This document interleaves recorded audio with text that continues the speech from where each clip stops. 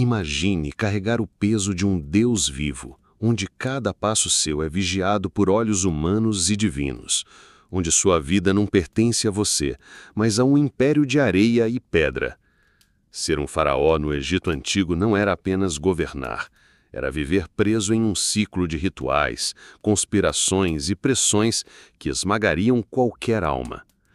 Esta é a história de Amose, um jovem destinado a ser a encarnação de Horus, mas que descobriu desde cedo que ser divino era mais uma maldição do que uma bênção. Acomode-se confortavelmente, diminua a iluminação e mergulhe nessa jornada. Nos comentários, compartilhe de onde você está assistindo e se já sentiu o peso de expectativas que não pediu para carregar. Amose nasceu sob o signo do Sol, em um palácio de pedra polida às margens do Nilo, onde o calor do deserto parecia derreter até as vontades. Não houve choro de bebê comum, nem o calor de um abraço materno desinteressado. Desde o primeiro fôlego, ele foi envolto em linho sagrado, ungido com óleos que cheiravam a mirra e incenso, enquanto os sacerdotes entoavam hinos a Ra. Ele não era apenas um menino, era Horus encarnado, a ponte entre o céu e a terra, o futuro faraó do Alto e Baixo Egito. Mas, para um recém-nascido, isso significava pouco mais do que mãos estranhas o segurando, olhos que o observavam não com amor, mas com reverência tingida de ambição. Sua mãe, a rainha Ti, era uma figura distante, mais símbolo do que mãe. Ela o entregou aos sacerdotes ainda na primeira semana, conforme mandava a tradição. Amose cresceu em um mundo onde cada gesto era calculado, cada palavra carregava um peso político. Ele não brincava com outras crianças. Seus amigos eram tutores severos e conselheiros que já tramavam como usá-lo para seus próprios fins. Aos 3 anos, enquanto outras crianças corriam livres, Amose aprendia a segurar um cetro de madeira, pesado para suas mãos pequenas, enquanto um sacerdote sussurrava em seu ouvido que ele era o guardião da ordem do universo, Amaate. Qualquer erro, qualquer tropeço, poderia trazer caos ao Egito. Aos 5 anos, ele já decifrava hieróglifos rudimentares, sua mente moldada por lições intermináveis. Não havia espaço para sonhos infantis. Seus dias começavam antes do amanhecer, com rituais para saudar o sol. Ele caminhava descalço sobre pedras frias até o templo, onde o incenso sufocava seus pulmões e as palavras em uma língua antiga queimavam sua garganta. Ele não entendia por que precisava repetir aquelas frases, mas via o medo nos olhos dos sacerdotes quando ele hesitava. "Você é Horus", diziam. "Você não pode falhar." Mas Amose sentia algo que nenhum deus deveria sentir: medo. O palácio, com suas colunas altas e pinturas vibrantes, era uma prisão disfarçada. Ele não podia correr pelos corredores sem que alguém o repreendesse. Não podia tocar os objetos dourados que enfeitavam os salões sem que um conselheiro o lembrasse de que tudo ali pertencia ao Egito, não a ele. Sua comida era testada por servos, que provavam cada prato para garantir que não havia veneno. Ele observava, com olhos arregalados, como um jovem servo tremia ao levar uma colher de sopa à boca, sabendo que, se caísse morto, Amose estaria seguro, mas também sabendo que alguém, em algum lugar, queria vê-lo morto. Os sacerdotes eram onipresentes. Eles não eram apenas homens santos, eram os guardiões da verdade, os intérpretes dos deuses. Amose aprendeu cedo que, embora ele fosse o faraó, os sacerdotes seguravam as rédeas do seu destino. Eles decidiam quais rituais ele deveria realizar, quais oferendas eram aceitáveis, quais palavras ele deveria dizer. Um erro, por menor que fosse, poderia ser interpretado como um sinal de desagrado divino. E no Egito, onde a religião era o alicerce de tudo, um faraó que desagradasse os deuses era um faraó descartável. Aos 7 anos, Amose já carregava o peso de uma coroa de treino, uma versão menor da coroa dupla que um dia usaria. Era feita de linho e ouro e, mesmo sendo mais leve, machucava sua testa e pesava em seu pescoço. Ele odiava o calor das vestes cerimoniais, que chegavam a 30 quilos em algumas ocasiões, forçando-o a se mover com uma lentidão que não era natural. Ele via seu reflexo em uma bacia de água polida e não reconhecia um menino que o encarava de volta. Sobrancelhas pintadas, olhos contornados com cor, uma expressão que tentava imitar a majestade, mas que escondia um vazio crescente. Sua educação não era apenas sobre letras e números. Ele aprendia a arte da guerra, mesmo que nunca tivesse segurado uma espada de verdade. Seus tutores o ensinavam sobre as pirâmides, sobre a matemática sagrada que mantinha o equilíbrio do cosmos. Ele memorizava os nomes de deuses e de reis passados, cada um com uma história de glória ou tragédia. Mas o que mais o marcavam eram as histórias não contadas. Os sussurros entre os conselheiros sobre faraós que haviam sido traídos, envenenados, apagados da história. Ele começou a entender que ser um deus vivo não garantia segurança. Na verdade, tornava-o um alvo. A paranoia começou a crescer como uma sombra. Ele observava cada servo, cada sacerdote, cada parente que se aproximava. Sua irmã mais velha, Meret, era a única que parecia genuína, mas até ela tinha momentos em que seus olhos brilhavam com algo que Amhose não conseguia decifrar. Era afeto ou ambição? Ele não sabia, mas aprendia a desconfiar. Aos 9 anos, ele já entendia que o palácio era um tabuleiro de xadrez, e ele, embora fosse o rei, não controlava as jogadas. A pressão de ser faraó o consumia. Ele não podia chorar porque deuses não choram. Não podia rir alto, porque isso seria indigno.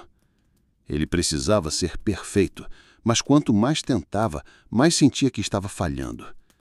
Uma noite, escondido em um canto do palácio, ele ouviu 2 sacerdotes conversando sobre um oráculo que previra tempos difíceis. «Se o jovem Horus não for forte o suficiente, disse um deles, o Egito cairá». Amhose sentiu um aperto no peito. Ele não queria ser Horus, ele só queria ser Amhose. Mas o Egito não permitia isso.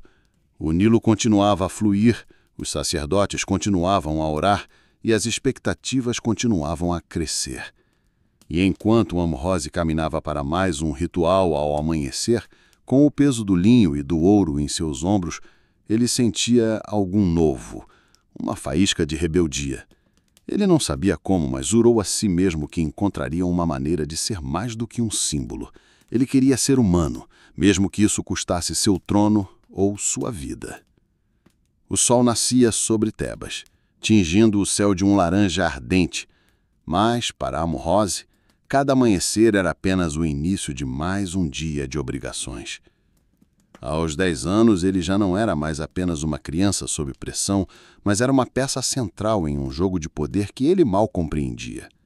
O palácio, com seus corredores de pedra polida e cheiro constante de incenso, era tanto seu lar quanto sua gaiola. Ele caminhava por aqueles salões com passos ensaiados, a cabeça erguida como lhe ensinaram, mas por dentro seu coração batia com uma mistura de medo e curiosidade. O que significava ser faraó? E por que, mesmo sendo um deus, ele se sentia tão pequeno? Os rituais diários eram implacáveis. Antes que o sol alcançasse o topo do céu, Amhose já estava no templo, envolto em vestes que pareciam mais pesadas a cada dia. O linho, embora fino, grudava em sua pele sob o calor do deserto, e a coroa de treino, agora um pouco maior, com incrustações de lápis lazuli, pressionava sua testa até causar dores de cabeça que ele não ousava mencionar. Ele aprendia a suportar o desconforto em silêncio, porque criticar era impensável. «Você é Horus!» repetiam os sacerdotes, seus olhos estreitos observando como se esperassem um milagre a cada passo. As lições haviam se intensificado. Não bastava decifrar hieróglifos. Agora, ele precisava escrevê-los com precisão. Cada traço, uma prova de sua divindade. Seus tutores, homens de rostos severos e barbas longas, corrigiam cada erro com uma paciência fria que escondia desaprovação. Um faraó não comete erros, dizia o velho Intef, seu principal escriba, enquanto apontava para uma linha tortuosa que Amhose havia traçado. Se o escriba de Horus falha, o Egito falha. Amós engolia um nó na garganta e tentava novamente, suas mãos tremendo sob o peso do cálamo. Além dos hieróglifos, havia a matemática sagrada. Ele aprendia a calcular ângulos para a construção de templos e pirâmides, a medir as cheias do Nilo para prever colheitas, a interpretar os movimentos das estrelas para agradar os deuses. Mas o que mais o fascinava e aterrorizava eram as lições sobre guerra. Um comandante militar, um homem chamado Quete, com cicatrizes que cruzavam o rosto como mapas, o ensinava a manejar um arco e a comandar exércitos imaginários. Você nunca estará na frente de batalha, dizia Quete, mas seus inimigos estarão sempre ao seu redor. Amós não sabia se ele falava de inimigos externos ou dos que viviam dentro do palácio.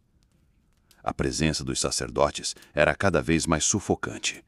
Eles não eram apenas conselheiros espirituais, eram os verdadeiros arquitetos do poder. Amós começava a perceber que, embora ele fosse o faraó, eram eles quem decidiam o que os deuses queriam. Durante uma cerimônia no templo de Amon, ele ouviu, escondido atrás de uma coluna, um sacerdote chamado Passer discutir com outro sobre a oferta de grãos. Se o faraó oferecer menos, diremos que Ra está descontente, disse Passer, sua voz baixa mas firme. O povo precisa temer a ira divina. Amós sentiu um arrepio. Eles usavam os deuses e ele como marionetes para controlar o Egito. Sua família também não era um refúgio. Sua mãe, a rainha Ti, aparecia em raros momentos, sempre com um sorriso que não alcançava os olhos. Ela falava de dever, de linhagem, de como Amós era a esperança do Egito. Mas ele via como ela se curvava aos sacerdotes, como sua voz tremia ao mencionar o nome de Amon. Seu pai, o faraó reinante, estava ausente, viajando para inspecionar fortalezas no norte. Ele ouvia tão pouco que mal se lembrava do seu rosto, apenas da sombra imponente que ele projetava nas poucas vezes que estavam juntos. Merete, sua irmã, era a única que parecia humana. Aos 13 anos, era alta, com olhos que brilhavam como um Nilo sob o sol. Às vezes ela puxava para um canto do jardim do palácio, onde cresciam tamareiras, e contava histórias sobre o mundo além das muralhas. Há terras onde as pessoas vivem sem tantas regras, dizia ela, arrancando uma folha e rasgando-a em pedaços. Mas até Merete tinha segredos. Certa noite, Amós a viu conversando com um jovem sacerdote, suas cabeças próximas demais, seus sussurros rápidos e furtivos. Quando ela percebeu, seu rosto endureceu e ele o mandou voltar para seus aposentos. Ele obedeceu, mas a dúvida ficou. A puberdade se aproximava e com ela vinham novas pressões. Amós ouviu os conselheiros falando sobre o seu futuro casamento. A linhagem deve permanecer pura, disse um deles, um homem de olhos fundos chamado Nebamum. Amós não entendeu o que isso significava até ouvir o nome de Merete mencionado na mesma conversa.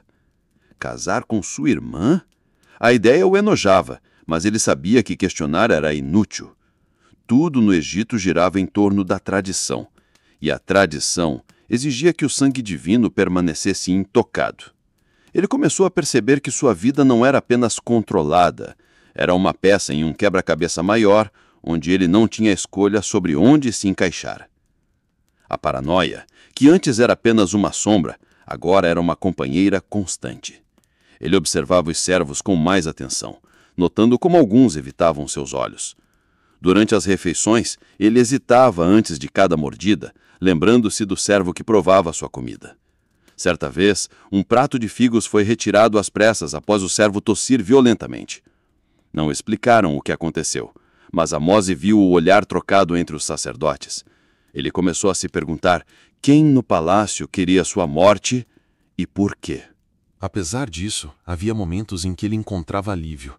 À noite, quando o palácio ficava em silêncio, ele escapava para o telhado, onde podia ver o Nilo refletindo as estrelas. Lá, ele se permitia sonhar. Imaginava ser um barqueiro, livre para navegar o rio sem destino, sem coroa, sem deuses. Mas mesmo esses momentos eram interrompidos pela realidade. Certa noite, ele foi encontrado por Ket, o comandante, que o repreendeu com palavras duras. Um faraó não foge, disse ele. Você não pode escapar de quem você é. Am-Hose queria gritar que ele não escolhera ser Horus, que ele não queria ser um deus, mas ele engoliu as palavras, como sempre fazia, e voltou para seus aposentos. Enquanto caminhava pelos corredores escuros, ele sentiu aquela faísca de rebeldia crescer. Ele não sabia como, mas precisava encontrar uma maneira de tomar as rédeas de sua vida. Talvez Meret soubesse algo, ou talvez ela fosse apenas mais uma peça no jogo. Ele precisava descobrir antes que o peso do Egito o esmagasse de vez. Os anos passaram como as cheias do Nilo, trazendo mudanças que Am-Hose sentia na pele, nos ossos, no peso cada vez mais insuportável de ser quem o Egito exigia que ele fosse. Aos 13 anos, ele já não era mais o menino que se escondia atrás de colunas para ouvir segredos. Seus ombros haviam alargado, sua voz engrossado, e seus olhos, agora mais afiados, captavam nuances que antes lhe escapavam. Mas a liberdade que a adolescência prometia em outras terras não existia para ele. Em vez disso, a puberdade trouxe novas correntes, mais pesadas do que as vestes cerimoniais que ele carregava.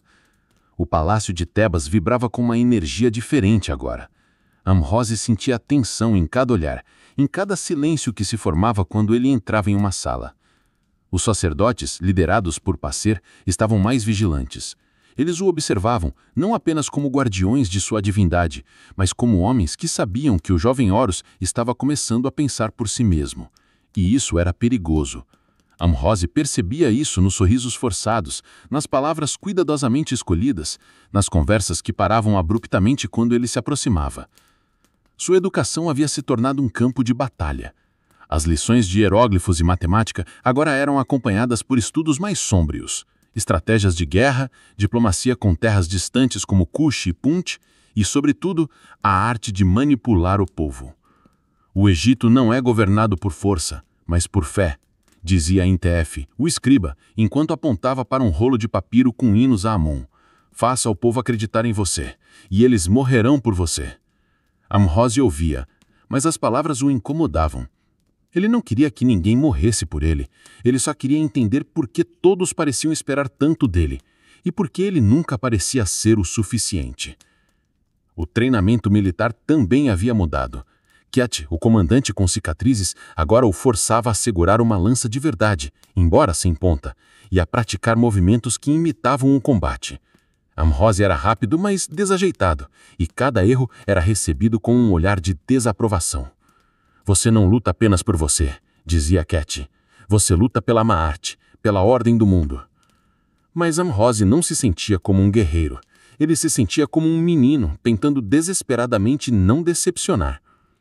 A pressão do casamento pairava sobre ele como uma nuvem negra. Os conselheiros falavam abertamente sobre a necessidade de unir a linhagem divina, e o nome de Meret aparecia com frequência. Am-Hose tentava evitar pensar nisso, mas as conversas eram inevitáveis. Durante uma audiência com Nebamon, o conselheiro de olhos fundos, ele ouviu a frase que temia. Meret será sua grande esposa real. É a vontade dos deuses. Am-Hose sentiu o estômago revirar. Meret, sua irmã, a única pessoa no palácio que parecia entendê-lo, agora era parte do plano para mantê-lo preso. Ele tentou protestar, mas Nebamon o cortou com um olhar que dizia que a discussão estava encerrada. Meret, por sua vez, parecia dividida. Às vezes ela ainda o puxava para o jardim, onde falavam como nos velhos tempos. Mas havia uma sombra em seus olhos, uma hesitação em suas palavras. Certa tarde, enquanto caminhavam entre as tamareiras, ela segurou sua mão com força. — Você já pensou em fugir? Perguntou ela, sua voz quase um sussurro. Am-Hose ficou paralisado. Era a primeira vez que alguém dava voz ao seu desejo mais secreto. Mas antes que ele pudesse responder, ela balançou a cabeça e riu como se fosse uma brincadeira. Esqueça, não há como escapar do Nilo.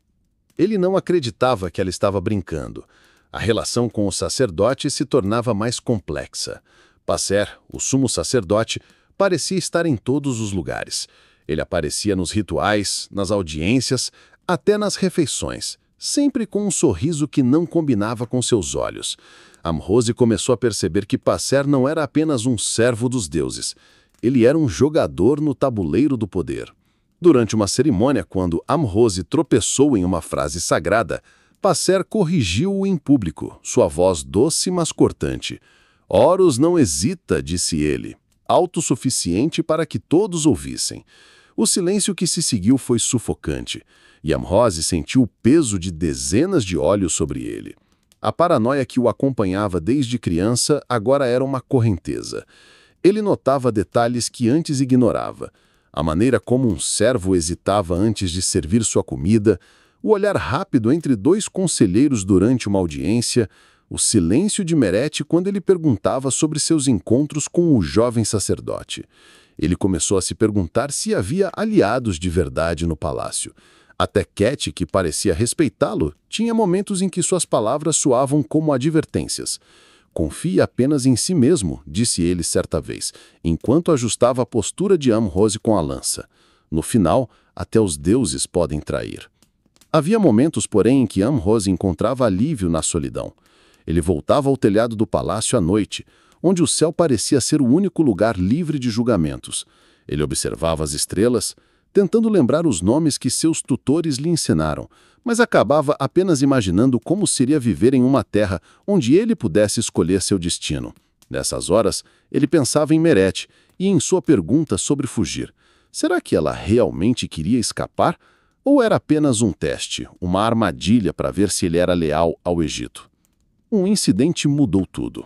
Durante uma cerimônia no templo, um servo derrubou uma oferenda de vinho e o líquido vermelho se espalhou pelo chão como sangue. Os sacerdotes ficaram em silêncio, mas Amrose viu o pânico em seus olhos. Passer se levantou rapidamente, declarando que era um presságio, um sinal de desagrado divino. Ele olhou diretamente para Amrose, como se o culpasse. Mais tarde, Amrose ouviu sussurros de que o servo havia sido levado para interrogatório. Ele nunca mais ouviu.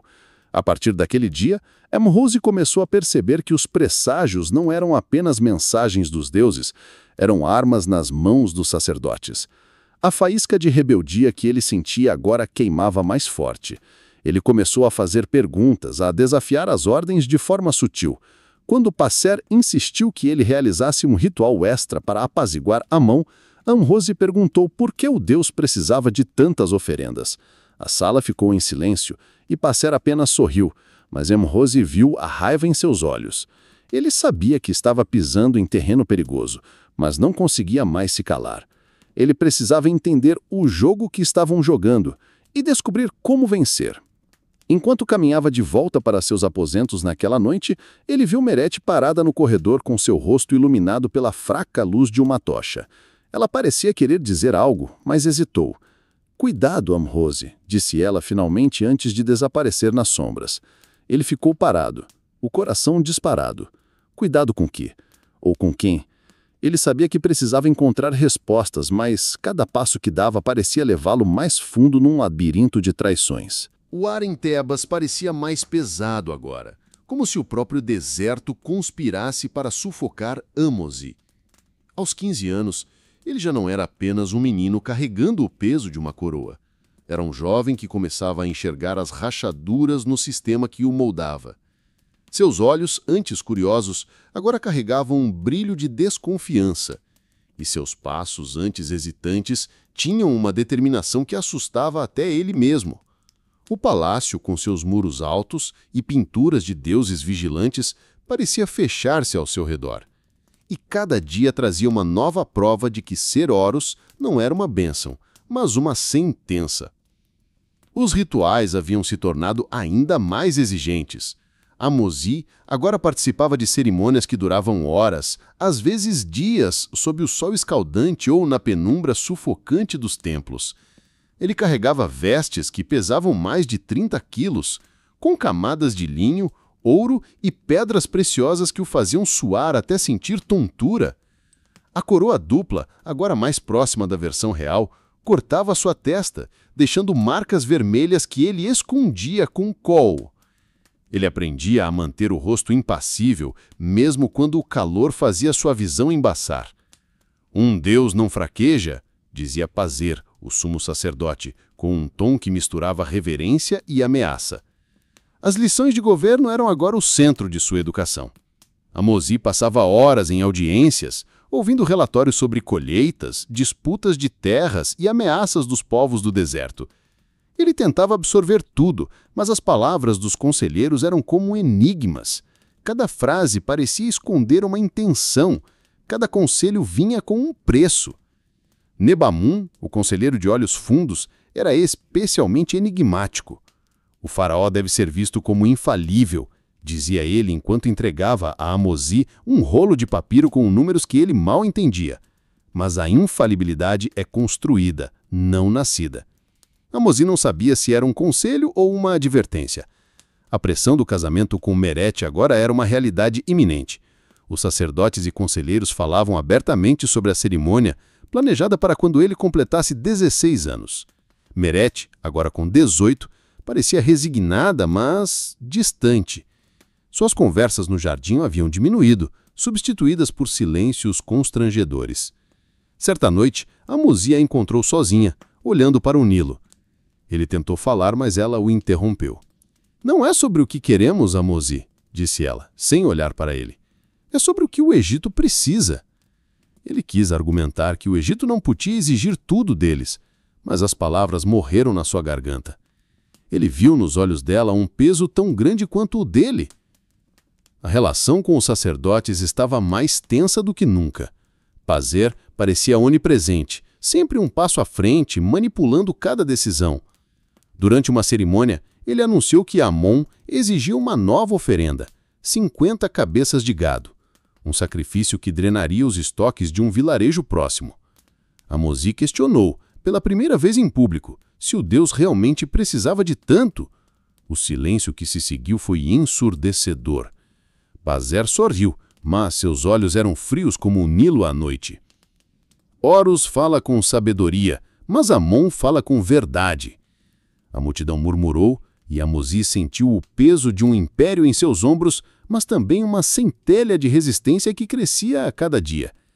Ele sabia que o caminho à frente seria traiçoeiro, mas pela primeira vez sentia que poderia enfrentá-lo, não como Horus, mas sim como Amosi. O sol de Tebas queimava com uma intensidade que parecia refletir a tensão que consumia Amosi. Aos 16 anos, ele estava à beira de sua coroação oficial como faraó, um momento que deveria ser de glória, mas que para ele era apenas o aperto final de uma corda que o prendia desde o nascimento. O palácio, com suas colunas imponentes e paredes cobertas de hieróglifos, parecia mais um túmulo do que um lar. Cada passo que dava ecoava como um lembratório de que ele não era apenas um jovem, mas o símbolo de um império e um alvo para todos aqueles que desejavam o poder. Os preparativos para a coroação dominavam o palácio. Servos corriam de um lado para outro carregando rolos de linho, joias e oferendas para os deuses. A coroa dupla, a verdadeira, estava sendo polida até brilhar como o sol. Amoasi a experimentou pela primeira vez e o peso, físico e simbólico, quase o fez cambalear. Feita de ouro e incrustada com pedras preciosas, ela era mais pesada do que qualquer coisa que ele já usara, e os sacerdotes insistiam que ele a carregasse com graça. Você é Horus? Repetia Pacer, o sumo sacerdote, com um tom que parecia menos uma afirmação e mais uma ordem. Amoasi queria perguntar se Horus já sentira sua cabeça latejar sobre tanto ouro, mas guardava suas palavras para si. A pressão do casamento com Merete agora era uma corrente que ele não podia mais ignorar. A cerimônia estava marcada para logo após a coroação, um evento planejado para selar a linhagem divina e apaziguar os sacerdotes. Amoasi tentava falar com Merete, mas ela se tornara uma sombra de si mesma. Seus olhos, antes cheios de vida, agora evitavam os dele. Em uma rara conversa, sob as tamareiras no jardim, ele tentou tocar no assunto. "Você realmente quer isso?" perguntou sua voz, quase um sussurro. Merete olhou para o chão, suas mãos torcendo o linho de sua veste. "Querer não importa, Amoasi", disse ela. "Nós somos o Egito." Ele sentiu um vazio no peito, sabendo que ela estava certa, mas odiando cada palavra. Os sacerdotes, liderados por Pacer, estavam mais vigilantes do que nunca. Eles controlavam cada detalhe da coroação, desde as palavras que Amoase deveria dizer até a forma como ele deveria caminhar. Durante um ensaio, Passer corrigiu a postura de Amoase com uma vara de madeira, batendo levemente em suas costas. Um deus não se curva, disse ele, autossuficiente para que os outros sacerdotes ouvissem. Amoase sentiu o calor subir ao rosto, mas engoliu a raiva. Ele sabia que qualquer sinal de fraqueza seria usado contra ele. As lições de governo agora eram mais do que teoria. Amoase participava de audiências reais, sentado ao lado de seu pai, o faraó reinante, que estava cada vez mais fraco. A saúde do velho rei declinava e os conselheiros sussurravam sobre a sucessão. Nebamon, o conselheiro de olhos fundos, era o mais vocal. O Egito precisa de um faraó forte, dizia ele, seus olhos fixos em Amoase como se o avaliassem. Amoase sentia que estava sendo testado, não apenas por Nebamon, mas por todos ao seu redor. Até Quete, o comandante militar, parecia mais distante, suas palavras carregadas de um peso que Amoase não conseguia decifrar. A paranoia que o acompanhava desde criança agora era uma presença constante, como um zumbido que ele não podia ignorar. Durante as refeições, ele observava os servos com mais atenção, notando cada hesitação, cada olhar desviado. Certa vez, um servo novo, um garoto de olhos arregalados, derramou um pouco de vinho ao servir. Amoase viu Passer fazer um sinal quase imperceptível para outro sacerdote e o garoto foi levado embora. Ele nunca mais voltou. Amoase começou a perguntar quantos acidentes eram, na verdade, mensagens, advertências para ele ou para outros. Apesar disso, ele encontrava momentos de clareza em sua solidão. À noite, ele ainda escapava para o telhado, onde o Nilo refletia as estrelas como um espelho do céu. Lá, ele podia respirar, mesmo que por pouco tempo. Ele pensava em Merete, em suas palavras sobre o Egito, e sentia uma raiva crescente. Por que ele deveria sacrificar tudo, sua liberdade, sua humanidade, por um império que parecia mais interessado em controlá-lo do que em protegê-lo? Ele começou a fazer perguntas mais ousadas, mesmo sabendo o risco. Durante uma audiência, quando Nebamon sugeriu aumentar os impostos para construir um novo templo, Amoase perguntou: "E o que o povo ganha com isso?" A sala ficou em silêncio e Nebamon sorriu, mas seus olhos eram frios. "O povo ganha a graça dos deuses", respondeu ele. Amoase sabia que não era uma resposta, mas uma ameaça. Merê, por sua vez, parecia estar escondendo algo. Ele havia com frequência conversando com o jovem sacerdote que ele notara anos antes. Seus encontros eram furtivos, sempre em cantos escuros do palácio. Certa noite, Amhose o seguiu, movido por uma mistura de curiosidade e desconfiança. Ele os ouviu falar sobre um plano e sobre o momento certo. Quando Merê percebeu sua presença, ela ficou pálida, mas rapidamente compôs o rosto. "Você não deveria estar aqui", disse ela, sua voz firme, mas trêmula. Amhose quis exigir respostas, mas algo no olhar dela o fez recuar. Era medo ou culpa? A coroação se aproximava, e com ela a sensação de que algo estava prestes a explodir. Durante um ritual no templo, um presságio sombrio abalou a todos. Uma estátua de Amon caiu de seu pedestal, rachando o chão de pedra. Os sacerdotes declararam que era um sinal de desagrado divino, mas Amhose viu o pânico em seus olhos. Passer, pela primeira vez, parecia inseguro. Ele ordenou rituais adicionais, sacrifícios que drenariam ainda mais os recursos do Egito. Amhose questionou, em voz alta, se os deuses realmente precisavam de tanto sangue. O silêncio que se seguiu foi mais pesado do que qualquer coroa. Passer o encarou, e pela primeira vez, Amhose viu algo além de controle em seus olhos. Havia medo. Naquela noite, enquanto caminhava pelos corredores escuros do palácio, Amhose sentiu um arrepio. Ele ouviu passos atrás de si, leves, mas inconfundíveis. Quando se virou, não havia ninguém, apenas as sombras dançando à luz das tochas. Ele sabia que não estava imaginando. Alguém o observava, alguém que não queria ser visto.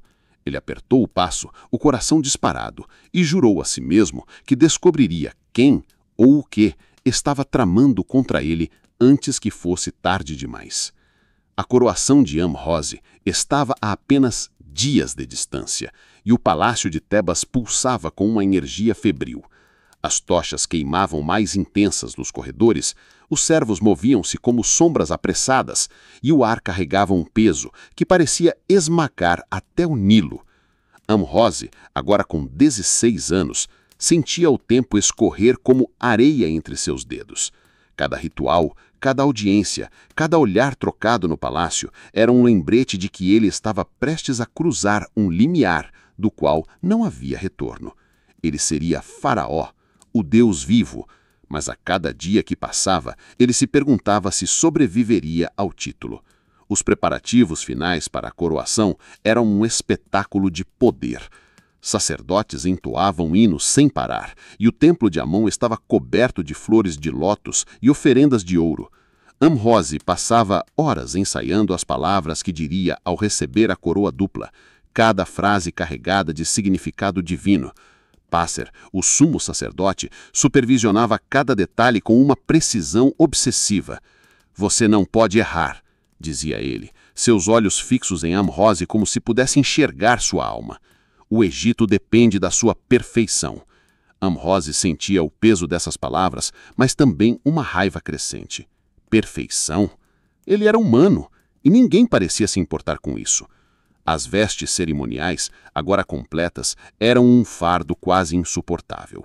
Mais de 30 quilos de linho, ouro e pedras preciosas cobriam seu corpo, e o calor do deserto tornava cada movimento uma batalha.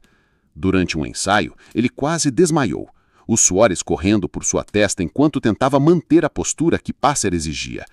"Um Deus não fraqueja", repetiu o sacerdote, mas Am-Rose viu um brilho de satisfação em seus olhos, como se ele quisesse que Am-Rose falhasse. Ele cerrou os dentes e continuou, mas a dor no seu corpo era um lembrete de que ele não era Horus, era apenas Am-Rose. A relação com Merite estava mais frágil do que nunca. O casamento iminente pairava sobre eles como uma tempestade. Amose tentou confrontá-la novamente, mas ela se esquivava, seus encontros no jardim substituídos por silêncios constrangedores. Uma noite, ele a encontrou no templo, sozinha, diante de uma estátua de Ísis. Ela parecia rezar, mas seus lábios mal se moviam. Quando ele se aproximou, ela se virou assustada. "Você não entende, Amose", disse ela, sua voz tremendo. "Não é só sobre nós. Há coisas maiores em jogo." Ele quis perguntar o que ela queria dizer, mas ela se afastou, deixando-o com mais perguntas do que respostas. Os conselheiros, liderados por Nebamun, estavam mais ativos do que nunca. Eles discutiam a sucessão abertamente como se o velho faraó, pai de Amose, já fosse apenas uma memória. A saúde do rei havia piorado drasticamente e ele mal aparecia em público. Amose o visitou uma vez em seus aposentos e ficou chocado com o que viu. Um homem encolhido, a pele pálida, os olhos vagos. "Seja forte, meu filho", sussurrou o rei, sua voz fraca. "Eles vão tentar te quebrar." Amose quis perguntar quem eram eles, mas o rei caiu em um sono inquieto antes que lhe pudesse falar.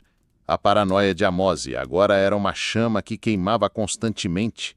Ele via conspirações em cada canto do palácio. Durante uma audiência, ele notou um conselheiro trocando olhares com um guarda, um movimento tão rápido que quase passou despercebido. Em outra ocasião, um servo hesitou ao entregar-lhe uma taça de vinho e Amose recusou-se a beber, alegando que não estava com sede. O servo ficou pálido e Passer, que observava de longe, fez uma anotação em um papiro. Amose sabia que cada gesto seu estava sendo julgado e cada decisão poderia ser sua última. Queti, o comandante militar, era o único que parecia oferecer alguma clareza. Durante uma sessão de treinamento, ele puxou Amose para o lado e falou em voz baixa. "Você tem inimigos, jovem Horus, mas também tem aliados. Escolha com cuidado." Ele entregou a Amose uma pequena adaga, simples, mas afiada. "Guarde isso com você. Não confie em ninguém completamente." Amose guardou a adaga sob suas vestes, sentindo o metal frio contra a pele. Era a primeira vez que alguém lhe dava algo que parecia proteção, não controle. Os presságios continuavam a assombrar o palácio. Durante um ritual, um falcão, símbolo de Horus, caiu morto do céu, aterrissando aos pés de Amose. Os sacerdotes entraram em pânico, declarando que era um sinal de desagrado divino. Pázer ordenou sacrifícios imediatos, mas Amose viu a manipulação por trás do espetáculo. Ele começou a suspeitar que os presságios não eram obra dos deuses, mas de mãos humanas. Ele confrontou Pázer em particular, perguntando por que os deuses pareciam tão exigentes. Pázer apenas sorriu, um sorriso que não alcançava os olhos. Os deuses falam através de nós, jovem faraó. Duvidar de nós é duvidar deles. Amose sentiu um arrepio, mas não recuou. E se os deuses estiverem errados? Perguntou ele. O silêncio de Pázer foi mais alto do que qualquer resposta. Merrit continuava a ser um enigma. Amose a viu novamente com o jovem sacerdote, e dessa vez ele não se escondeu. Ele o seguiu até um canto escuro do palácio, onde ouviu fragmentos de uma conversa sobre o futuro do Egito e um novo caminho. Quando Merrit o viu, ela ficou imóvel, seus olhos arregalados. "Você não deveria estar aqui", disse ela, mas dessa vez havia um tom de urgência, quase de medo. O jovem sacerdote, cujo nome Amose descobriu ser Senem, tentou intervir, mas Merrit o calou com um gesto. "Volte para seus aposentos, Amose, por favor." Ele obedeceu, mas a desconfiança agora era um veneno em suas veias. Merrit estava tramando algo, mas era contra ele ou com ele? Na véspera da coroação, Amose escapou para o telhado, seu último refúgio. O Nilo brilhava sob a luz da lua e ele segurou a adaga que Quete lhe dera, sentindo seu peso. Ele pensou em seu pai, em Merete, em Passer, em todos que pareciam jogar um jogo que ele não entendia. A faísca de rebeldia que queimava dentro dele agora era uma fogueira. Ele não queria ser apenas um símbolo, uma marioneta dos sacerdotes ou uma peça no tabuleiro de poder. Ele queria ser faraó de verdade, ou pelo menos sobreviver para tentar. Enquanto descia do telhado, ele ouvia um som, um sussurro, vindo das sombras.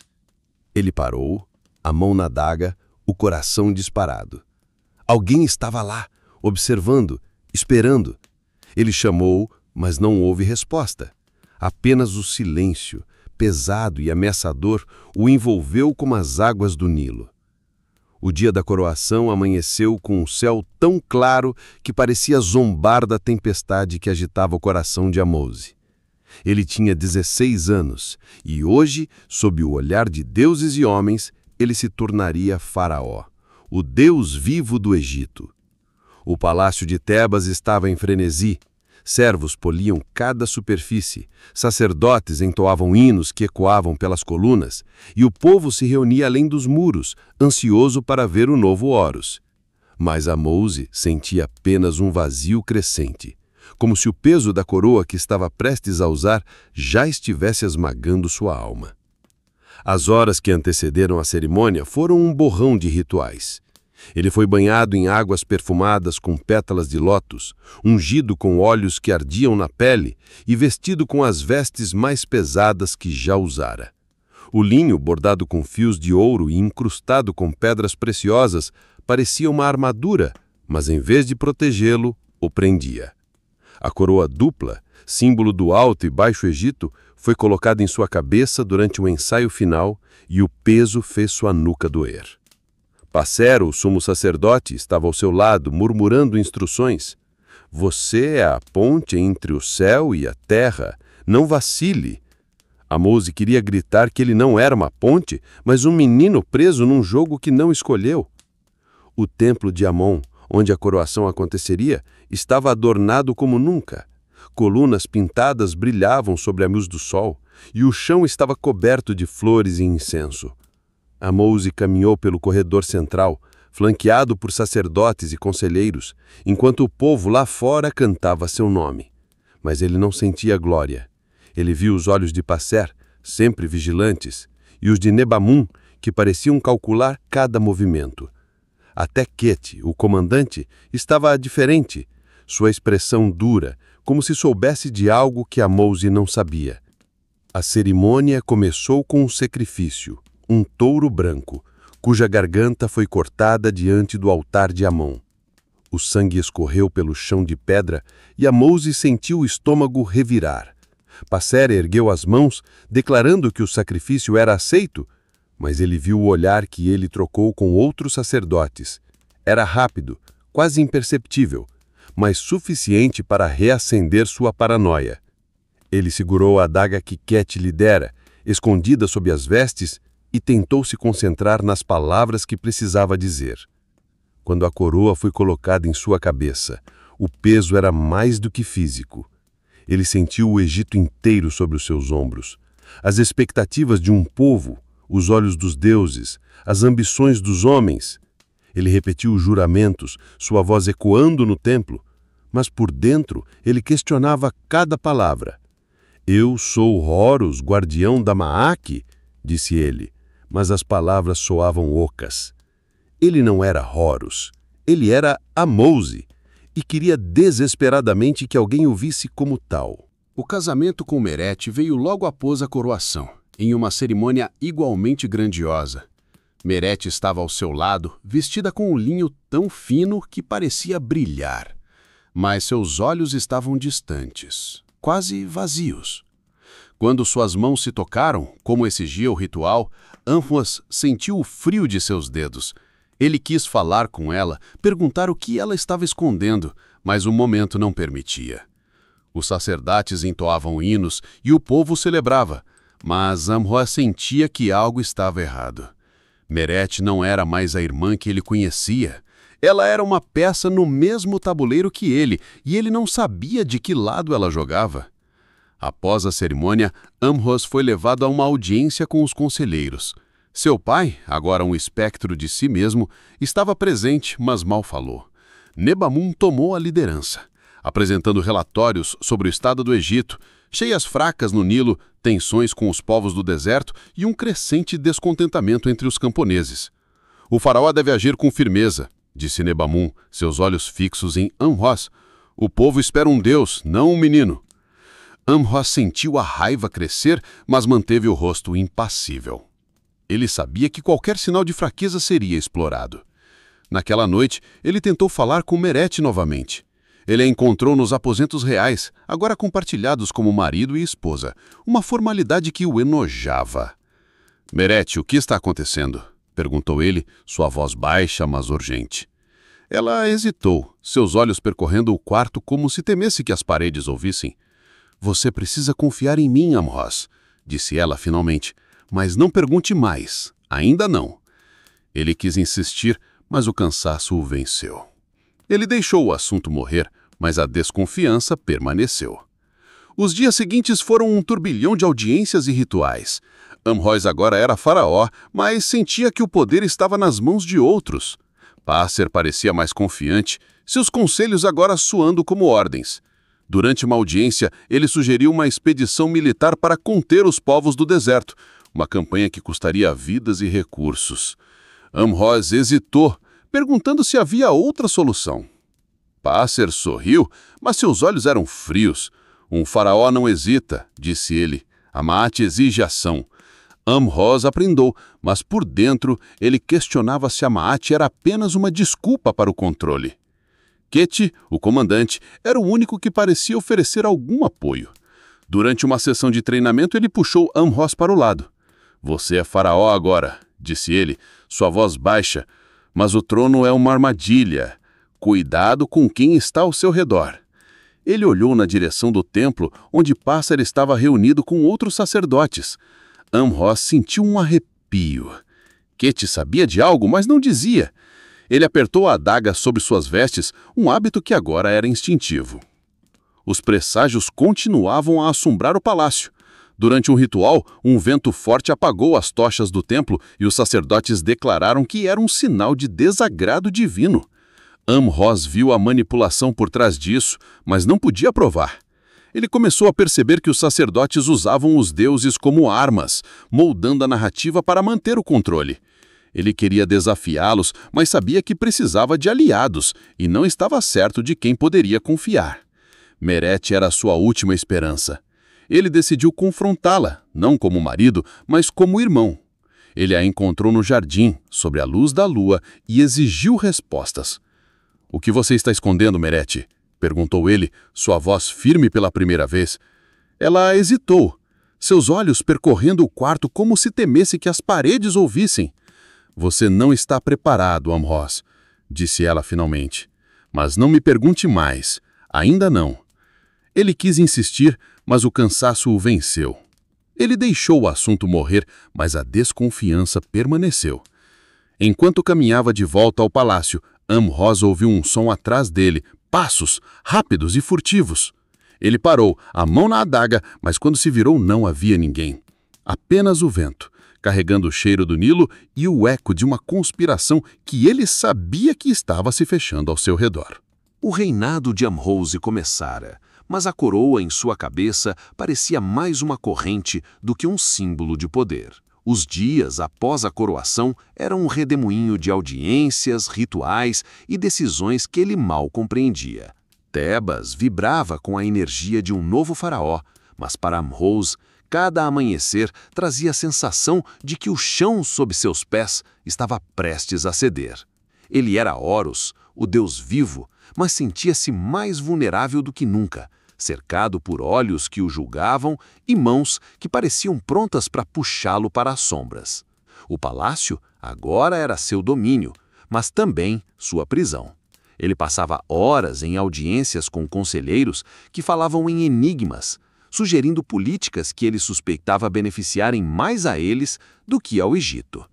Nebamon, com seus olhos fundos e voz melíflua, era o mais insistente. "O povo precisa ver força, grande faraó", dizia ele, enquanto apresentava planos para aumentar os impostos e financiar uma nova campanha militar. Amhoz tentava questionar, mas cada objeção era recebida com sorrisos condescendentes e frases sobre a vontade dos deuses. Ele sentia que estava sendo moldado, não para governar, mas para obedecer. Passer, o sumo sacerdote, era uma presença ainda mais opressiva. Ele aparecia em todos os rituais, sua voz ecoando com autoridade divina. Durante uma cerimônia no templo de Amon, ele anunciou que os deuses exigiam a construção de um novo obelisco, um projeto que drenaria os recursos de vilarejos já sofrendo com colheitas fracas. Amhoz, agora com a ousadia de um faraó, perguntou por que os deuses não poderiam esperar. O silêncio que se seguiu foi como um trovão. Passer sorriu, mas seus olhos eram lâminas. "Os deuses não esperam, Horus", disse ele. "Eles comandam." Amhoz sentiu o peso do templo sobre si, mas também uma determinação crescente. Ele não podia continuar sendo uma marionete. Meret, sua esposa e irmã, permanecia um mistério. Desde o casamento, ela se tornara ainda mais distante, seus encontros limitados a momentos formais. Amhoz tentava alcançá-la, mas ela se esquivava, sempre com uma desculpa ou um olhar que pedia silêncio. Ele começou a perceber que Meret estava envolvida em algo maior, algo que ela não queria ou não podia compartilhar. Durante uma noite, ele a encontrou no jardim, onde ela parecia conversar com o jovem sacerdote Senem. Quando Amhoz se aproximou, Senem desapareceu nas sombras e Meret o enfrentou com um olhar que misturava medo e desafio. "Você não pode saber de tudo, Amhoz", disse ela. "Ainda não." Ele quis pressioná-la, mas o peso de sua expressão o fez recuar. Ele precisava dela, mas não sabia se podia confiar. A saúde de seu pai, o velho faraó, piorava a cada dia. Amhoz o visitava quando podia, mas as conversas eram curtas e dolorosas. O rei, agora uma sombra do homem que fora, falava em sussurros. "O trono é uma armadilha", disse ele uma vez, seus olhos vagos, fixos no teto. "Eles vão te devorar se você deixar." Amhoz perguntou quem, mas o rei apenas balançou a cabeça e caiu em silêncio. Ele saiu do quarto com o coração apertado, sabendo que sua morte traria ainda mais instabilidade. Os presságios continuavam a assombrar o palácio. Durante um ritual, um enxame de gafanhotos desceu sobre o templo, cobrindo as oferendas e causando pânico entre os sacerdotes. Passer declarou que era um aviso de Amon, exigindo mais sacrifícios. Amós viu a manipulação, mas também o medo nos olhos do povo. Ele começou a perceber que os sacerdotes usavam os presságios não apenas para controlar o faraó, mas para manter o Egito em um estado de temor constante. Ele queria desafiá-los, mas sabia que precisava de provas e de aliados. Ket, o comandante, era o único que parecia oferecer algum apoio. Durante uma audiência, ele puxou Amihose para o lado e falou em voz baixa. Os sacerdotes estão inquietos, disse ele. Eles temem que você seja diferente. Amihose perguntou o que isso significava, mas Ket apenas apertou seu ombro. Mantenha a adaga por perto, disse ele, antes de se afastar. Amihose tocou o metal frio sob suas vestes, um lembrete de que, mesmo como faraó, ele não estava seguro. A paranoia agora era uma segunda pele. Ele notava cada detalhe. O servo que hesitava ao servir sua comida, o conselheiro que desviava o olhar, o sacerdote que sussurrava com outro durante uma audiência. Durante um banquete, ele recusou um prato de figos, alegando que não estava com fome. O servo ficou pálido e Amihose viu Passer fazer uma anotação em seu papiro. Ele sabia que cada decisão sua estava sendo observada e cada erro poderia ser fatal. Uma noite, enquanto caminhava pelos corredores do palácio, ele ouviu vozes vindo de uma sala lateral. Ele se aproximou, escondendo-se nas sombras, e reconheceu a voz de Passer. O jovem faraó é instável, dizia o sacerdote. Se ele não for controlado, teremos que agir. Outra voz, que Amihose não reconheceu, respondeu. E Meret? Ela está com ele ou conosco? Passer riu, um som frio que fez Amihose estremecer. Meret fará o que for necessário, disse ele. Amihose sentiu o chão desaparecer sob seus pés. Meret estava com os sacerdotes, ou era apenas mais uma de suas manipulações? Ele decidiu confrontá-la. Ele a encontrou nos aposentos reais, onde ela estava sentada, olhando para uma tapeçaria que retratava a vitória de um faraó antigo. Meret, o que você está fazendo com Senen? Perguntou ele, sem preâmbulos. Ela ficou imóvel, seus olhos agarrelados. Você não entende, Amihose, disse ela, sua voz tremendo.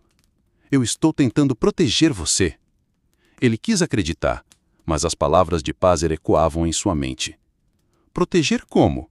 Perguntou ele. Ela hesitou. Então balançou a cabeça. Você saberá quando for a hora, disse ela, antes de sair do quarto. Naquela noite, Amihose não conseguiu dormir.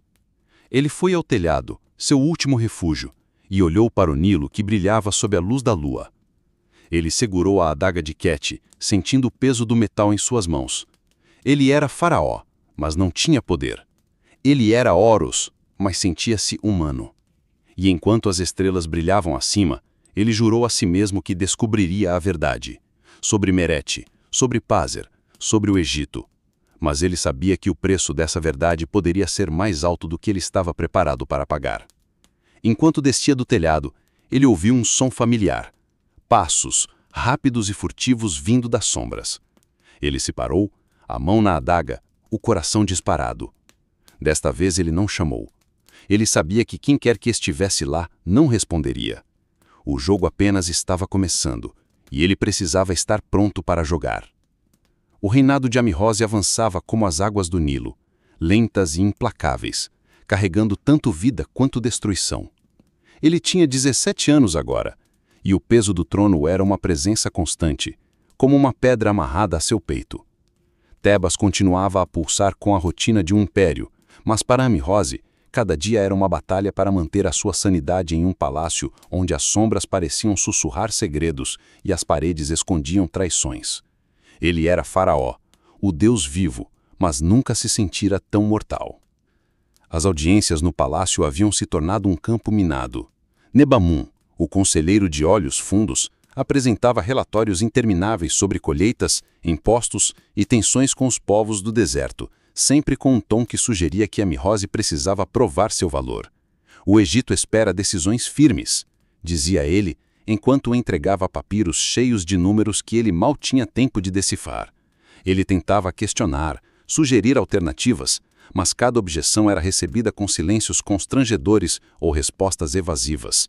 Ele sentia que o poder do faraó era uma ilusão, uma máscara dourada que escondia a verdadeira autoridade dos conselheiros e sacerdotes. Pázer, o sumo sacerdote, era uma sombra que nunca o deixava. Ele aparecia em cada ritual, cada audiência, sempre com um sorriso que não alcançava os olhos. Durante uma cerimônia no templo de Amon, ele anunciou que os deuses exigiam um festival grandioso para apaziguar uma série de presságios ruins, gafanhotos, inundações fracas, um falcão morto. Amhose sabia que esses presságios eram manipulados, mas o povo acreditava, e o medo deles era uma arma nas mãos de Pázer. Quando Amhose sugeriu que os recursos do festival fossem usados para ajudar os camponeses, Pázer o interrompeu com uma voz suave, mas cortante. "Os deuses vêm primeiro, grande faraó", disse ele. Amhose sentiu a raiva queimar, mas engoliu as palavras. Ele precisava de provas para desafiar Pázer, e ainda não as tinha. Meret era o maior enigma de todos. Desde o casamento, ela se tornara uma estranha. Seus olhos sempre desviando dos dele, suas palavras sempre medidas. Amhose tentava alcançá-la, mas ela se afastava, como se carregasse um segredo que não podia compartilhar. Ele a via com frequência com Senem, o jovem sacerdote, em encontros que pareciam mais do que apenas conversas religiosas. Uma noite, ele a confrontou nos aposentos reais. "Meret, o que você e Senem estão planejando?" perguntou ele, sua voz firme, mas cheia de dor.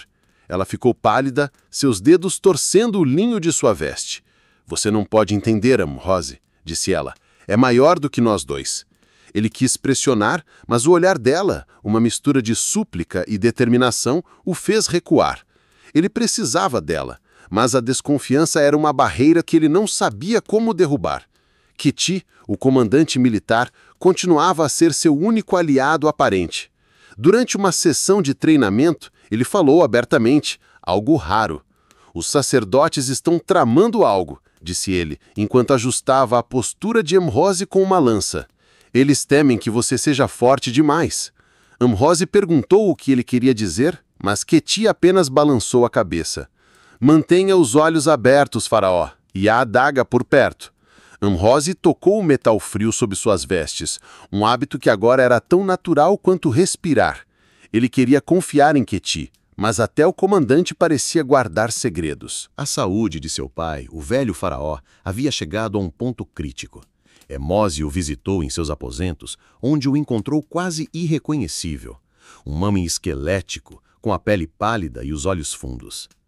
"Você é o Egito agora", sussurrou o rei, sua voz tão fraca que mal se ouvia.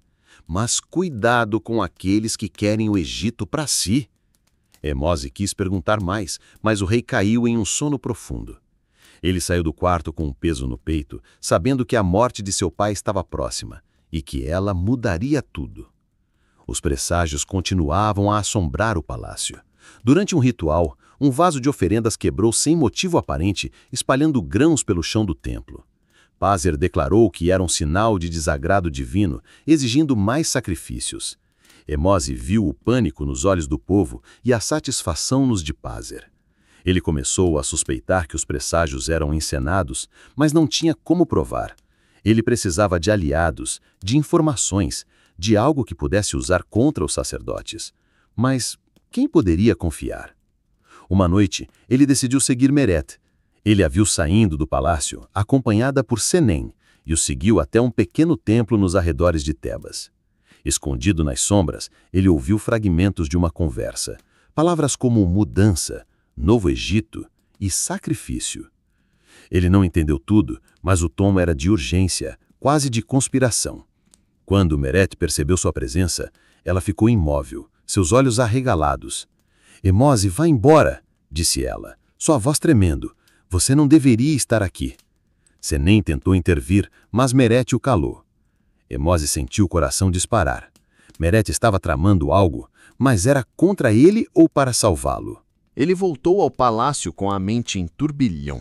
Ele precisava de respostas, mas cada passo que dava parecia levá-lo mais fundo em um labirinto de traições. Durante uma audiência, ele confrontou Passer diretamente, algo que nunca fizera antes.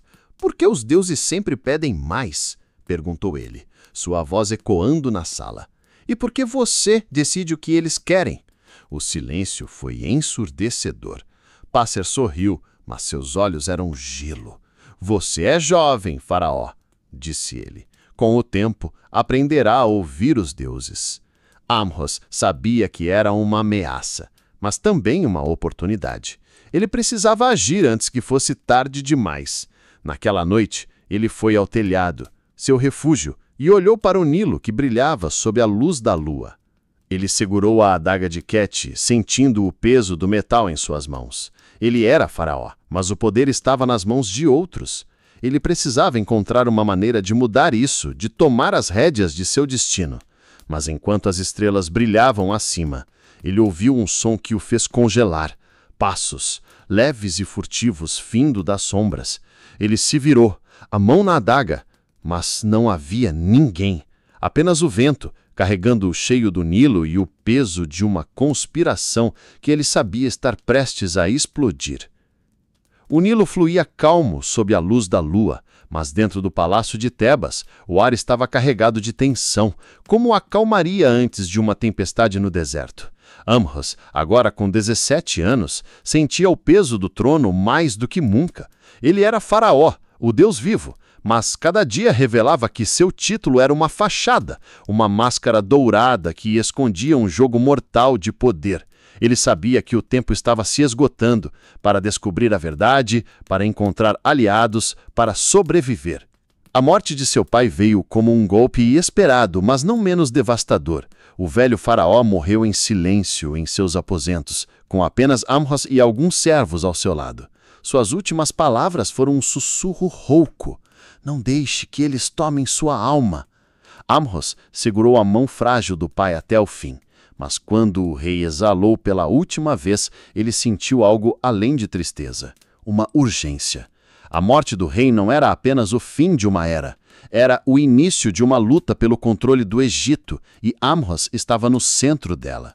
O funeral foi um espetáculo grandioso, como exigia a tradição. O corpo do rei foi embalsamado, envolto em linho e colocado em um sarcófago dourado. Amhos liderou a procissão até o barco funerário, uma embarcação de 70 pés que levaria o rei ao seu descanso eterno. Ele observava enquanto o barco deslizava pelo Nilo, cercado por sacerdotes entoando hinos, e sentia um vazio crescente. Mesmo na morte, seu pai era um símbolo, não um homem. Amhos jurou que não deixaria o mesmo acontecer com ele. Passer aproveitou a morte do rei para consolidar seu poder. Ele anunciou que os deuses exigiam um período de luto nacional, com rituais que drenariam ainda mais os recursos do Egito. Amhos viu o povo sofrer, vilarejos famintos, camponeses exaustos, enquanto os sacerdotes acumulavam riquezas em nome de Amon. Durante uma audiência, ele desafiou Passer abertamente, algo que chocou a corte. «Por que os deuses pedem tanto dos pobres?» perguntou ele, sua voz firme. Passer sorriu, mas seus olhos eram veneno. «Os deuses pedem o que o Egito deve dar», respondeu ele. Amhos sabia que estava pisando em terreno perigoso, mas não podia mais se calar. Merete continuava a ser uma incógnita. Após a morte do rei, ela parecia ainda mais distante, seus encontros com Senem mais frequentes. Amhos decidiu que não podia mais esperar por respostas. Ele a confrontou nos aposentos reais, onde ela estava sentada, olhando para uma estátua de Ísis. «Merete, chega de segredos», disse ele, sua voz carregada de frustração. «Você está com Passer ou comigo?» Ela ficou em silêncio por um longo momento, seus olhos cheios de lágrimas. «Estou tentando salvar o Egito, Amhos, mas você precisa confiar em mim». Antes que ele pudesse responder, ela se levantou e saiu, deixando-o com mais perguntas do que nunca. Ket, o comandante, era o único que parecia oferecer alguma clareza. Durante uma audiência, ele puxou Amhos para o lado e falou em voz baixa. «Os sacerdotes estão planejando algo grande», disse ele. «Eles querem um faraó que possam controlar. Você precisa agir antes que eles o façam». Amhós perguntou o que ele queria dizer, mas Quete apenas balançou a cabeça. Encontre a verdade, faraó, e rápido. Ele entregou a Amhós um pequeno amuleto, um escaravelho de pedra, e disse: se precisar de mim, mostre isso aos meus homens. Amhós guardou o amuleto, sentindo que era mais do que um presente. Era uma promessa. A paranoia de Amhós agora era uma chama que queimava tudo ao seu redor. Ele via traição em cada rosto, em cada gesto. Durante um banquete, ele notou um servo hesitar ao servir sua comida e recusou o prato. Passer, que observava de longe, fez uma anotação em seu papiro, e Amhós sentiu um arrepio. Ele começou a perceber que o palácio inteiro era um tabuleiro, e ele era a peça que todos queriam mover, ou eliminar. Uma noite, ele decidiu agir. Ele seguiu Merete e Senen até o mesmo templo nos arredores de Tebas, onde os vira antes. Escondido nas sombras, ele ouviu a conversa mais clara até agora. Senen falava com urgência. O momento é agora, Merete. Se não agirmos, Passer tomará tudo. Merete respondeu, sua voz tremendo. Mas Amhós, ele não está pronto. Senen riu, um som amargo. Ele nunca estará pronto se não souber a verdade. Amhós sentiu o coração disparar. Ele saiu das sombras, confrontando-os. Que verdade? Perguntou ele, sua voz ecoando no templo. Merete ficou pálida, mas Senen o encarou, com uma mistura de respeito e desafio. Você é faraó, mas não tem poder, disse ele. Os sacerdotes controlam o Egito, e Passer planeja substituí-lo por alguém que ele possa manipular. Amhós olhou para Merete, esperando que ela negasse, mas ela apenas baixou os olhos. É verdade, Amhós, disse ela, mas eu queria protegê-lo. Ele sentiu a raiva e a traição queimarem, mas também uma clareza. Ele precisava agir e precisava de aliados. Naquela noite, ele reuniu Quete em segredo. Ele mostrou o amuleto e exigiu a verdade. Quete suspirou, seus olhos cansados. Passer planeja um golpe, disse ele. Ele quer colocar um primo seu no trono, alguém que siga suas ordens. Merete e Senen estão tentando impedi-lo, mas não sabem se podem confiar em você. Amhós sentiu o chão desaparecer. Sua própria irmã duvidava dele, mas ele não tinha tempo para a raiva.